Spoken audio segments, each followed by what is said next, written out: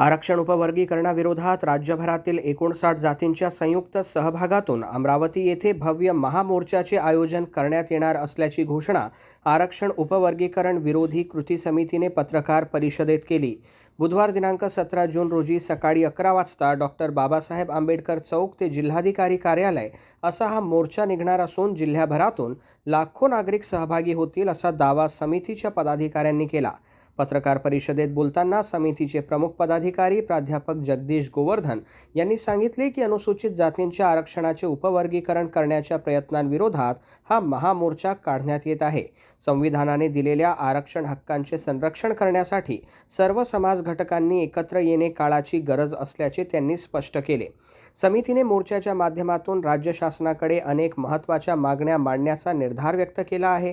यामध्ये अनुसूचित जातींच्या उपवर्गीकरणाची प्रक्रिया तात्काळ थांबविणे, न्यायमूर्ती अमंत बर्डे समितीचा अहवाल सार्वजनिक करणे, शासकीय नोकऱ्यांमधील अनुशेष भरून काढणे, पदोन्नतीतील आरक्षणाची अंमलबजावणी करणे, जातनिहाय जनगणना करणे तसेच SC, ST आणि OBC समाजासाठी लागू असलेल्या विविध अटी शिथिल करण्याच्या मागण्यांचा समावेश आहे। याशिवाय नीट, CBSE आणि CUET परीक्षांमधील कथित गैरप्रकारांची चौकशी करून दोषींवर कठोर कारवाई करण्याची मागणीही करण्यात आली। समितीचे पदाधिकारी रमेश कटके यांनी सांगितले की हा मोर्चा केवळ एका समाजाचा नसून सामाजिक न्याय आणि संवैधानिक हक्कांच्या संरक्षणासाठीचा व्यापक लोक आंदोलन ठरणार आहे। समितीचे रविकांत गवई, नयन मांढे आणि अन्य पदाधिकाऱ्यांनी अमरावती जिल्ह्यातील विविध राजकीय पक्ष, सामाजिक संघटना, कर्मचारी संघटना, युवक व महिला संघटनांसह 59 जातींच्या प्रतिनिधींना मोठ्या संख्येने सहभागी होण्याचे आवाहन केले आहे। पत्रकार परिषदेत समितीच्या वतीने स्पष्ट करण्यात आले की हा महामोर्चा सामाजिक ऐक्य, संवैधानिक मूल्यांचे संरक्षण आणि आरक्षण व्यवस्थेच्या रक्षणासाठीचा निर्णायक लढा ठरेल। त्यामुळे आगामी मोर्चाकडे संपूर्ण राज्याचे लक्ष लागले असून अमरावतीत मोठ्या जनशक्तीचे प्रदर्शन होण्याची शक्यता व्यक्त केली जात आहे। खरं तर हे सरकारने जो उपवर्गीकरण करण्याचा जो निर्णय घेतलेला आहे, उपवर्गीकरण म्हणजे जातीच्या गटांना दिलेलं आरक्षण SCला, STला, OBCला जे काय असेल ते जातीला देणं म्हणजे पूर्ण समाजामध्ये भेदभाव निर्माण करणं आणि हे संविधान विरोधी आहे। संविधानामध्ये कुठेही उपवर्गीकरणाच्या दृष्टीनं आरक्षण द्या असं नमूद केलेलं नाही।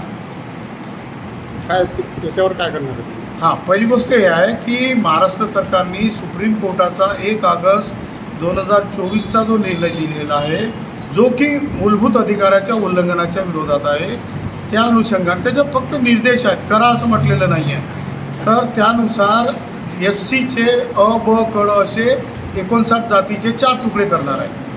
आता पहिली गोष्ट की शासनाचा 2,12,000पेक्षा जास्त जागांचा अनुशेष आहे, त्यामुळे एका जातीने दुसऱ्याचं आरक्षण खाणं हे म्हणूच शकत नाही।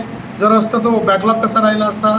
दुसरी गोष्ट की त्याचे इंडिकेटर्स नाही आहेत, कुठं सर्वे केला नाही, त्याचा इम्पिरिकल डेटा जो असतो तो कलेक्ट करायचा असतो तो नाही आणि डायरेक्ट जजमेंट द्यायचं आणि त्याच्याविरुद्ध तातडीनं सरकारने SC, STचं म्हटलं तर फक्त SCचंच करायचं आणि एका जातीने मागणी केली आहे म्हणून 58 जातींना हेअरिंग नाही द्यायची, कुठलीच न्यायालयीन प्रक्रिया पूर्ण करायची नाही आणि डिक्लेअर करून टाकायचं की उपवर्गीकरण करण्यात येत आहे। त्यामुळे हे दुसरं तिसरं काहीच नसून जातीमध्ये भांडणं लावण्याचा प्रकार आहे। त्यामुळे आम्ही सर्व संवैधानिक पद्धतीने 59 जातीचे सगळे लोक प्रतिनिधी म्हणून एवढंच नाही तर OBCचे पण लोक आमच्यासोबत येणार आहे, कारण हा झटका SCला लागला, उद्या तो OBCला लागणार आहे। त्याच्यासोबत क्रिमिलेअर पण आहे।